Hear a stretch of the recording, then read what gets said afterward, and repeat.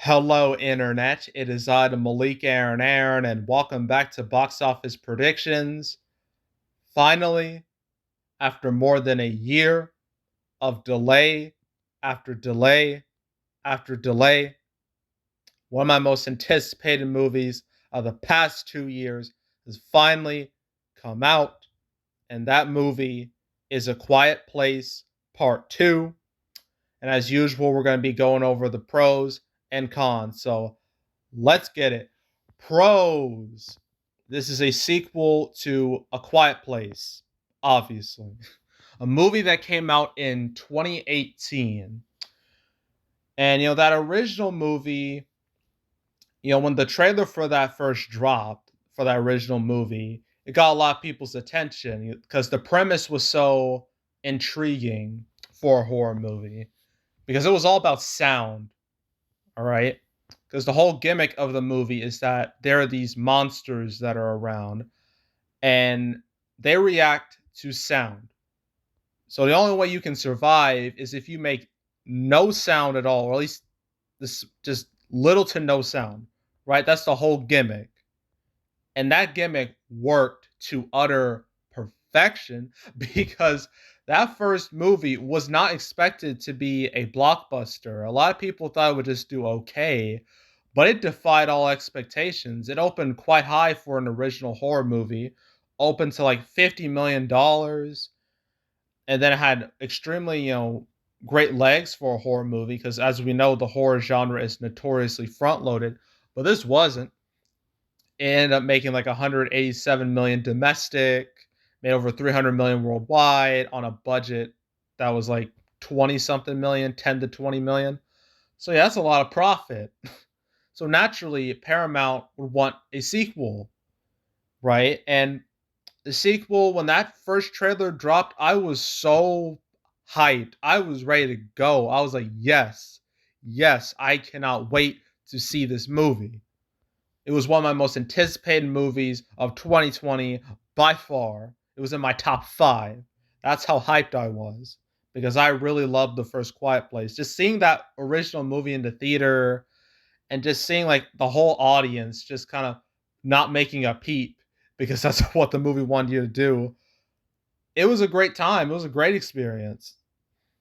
So I was hyped to, feel that same feeling again. It was supposed to come out March 20th. I was just waiting for it and waiting for it. And then 1 week before the movie came out, it was announced it was removed from the calendar. Why? Because of motherfucking COVID-19. That announcement broke my heart so much because I wanted to see it so badly. And then it was pushed back to like September 2020, and I was like, okay, I'll just wait a few more months. Then it got pushed back to April of 2021. I was like, oh no, is this movie ever gonna come out? And then it got pushed back again to September 2021. I was like, yep, this movie's never gonna come out. Fantastic, great. But then something shocking happened. Something unexpected happened. It moved up to May of 2021. A good 4 months. A 4 month jump. That never happens ever. It never happened in the pre pandemic days, except maybe for Mission Impossible 5, but that's about it. But yeah, that was crazy. But they mainly did that because with Paramount Plus, it was going to be the movies in theaters for 45 days, and after that goes to Paramount Plus. Obviously, Paramount needs to put something on that streaming service that's worth watching. So yeah, all that happened, and now it's coming out. Man, it's quite a story. It is quite a story. So I guess the first real, well, obviously the first pro is that this is a sequel to a highly successful movie, a movie that was critically acclaimed by critics, audiences. A lot of people liked it, including me. So yeah, automatic pro, sequel to a successful movie. Pro number two, this movie is quite good. It avoids that sequel curse that a lot of horror movies uh have, where you strike lightning in a bottle with the first one and you try to replicate it with the second, but you just can't do it because you can't replicate that feeling. And as a result, the sequel is subpar. Not this time, no, not this time. Reviews for this, from what I've heard, are very good. Probably the one of the best in horror movie history, for sequels. And this apparently this movie does what a sequel should do. It keeps all the good stuff from the original and it adds upon it. Like it doesn't take away, it adds upon it. That's what a sequel is supposed to do. And apparently this movie does that very well. So another pro right there. This is a damn good sequel from what I've heard. So yeah, that's definitely another pro right there. Another pro. We haven't had a well we did when it comes to horror, like in the pandemic, it's been pretty lackluster. Let's be real. There's been nothing that's been truly worth watching. I think the most successful horror movie we've gotten is maybe Spiral at this point in time. I think is the new number one. Maybe. Yeah, like there's been nothing truly exciting in the horror movie world until now because people were really looking forward to this movie. And judging by its advanced ticket sales, people are still looking forward to it. So, for horror fans, this will be like the first horror movie that's actually worth watching in the cinema. So I would consider that a pro that, horror fans finally have something good they can watch. So yeah, that's another pro. Fourth pro I can think of, well, obviously it's coming out on Memorial Day weekend, big day usually. You know, well, actually, Memorial Day, as I've said in my Corella video, it's kind of been a mixed bag these past few years. It hasn't been all that great, but I do think Quiet Place Part 2 can do well. I believe it has the opportunity to do well because of how good that first movie was, how hyped this movie is, how well it's been reviewed. Like it's ticking all the right boxes when it comes to a successful movie, a successful summer movie. So yeah, I think this, for Memorial Day, it can do quite well. I think Memorial Day will actually benefit this movie in a way. So, because this is one of those movies that actually feels like a big deal, like a legitimate big deal. We haven't really had that since Godzilla vs Kong and maybe Mortal Kombat. And even way before then, there was what? The Sonic movie, Bad Boys for Life, 1917, Star Wars. Like it's been a while since we've had a movie that's been truly like highly anticipated. So yeah, I would consider that a pro. Is that you know really how do I say this?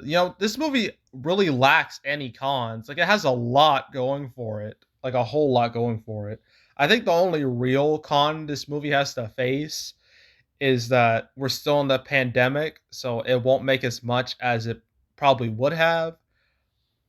So, and that's mainly because of audience restrictions and whatnot. Although this movie is being played in more theaters than the original, believe it or not. So, yeah, there's that. But I mean, Godzilla vs Kong was able to thrive in this environment. So if that can thrive, this can thrive, guaranteed. All right. I really don't see this movie failing. If it does, I that would make me so sad. Because I am planning on watching it. Yes, this will be my second pandemic movie experience. My first was Spiral, so this is going to be my second one. And I just can't wait to watch it. I think I'm going to love it. So, yeah. So opening weekend time.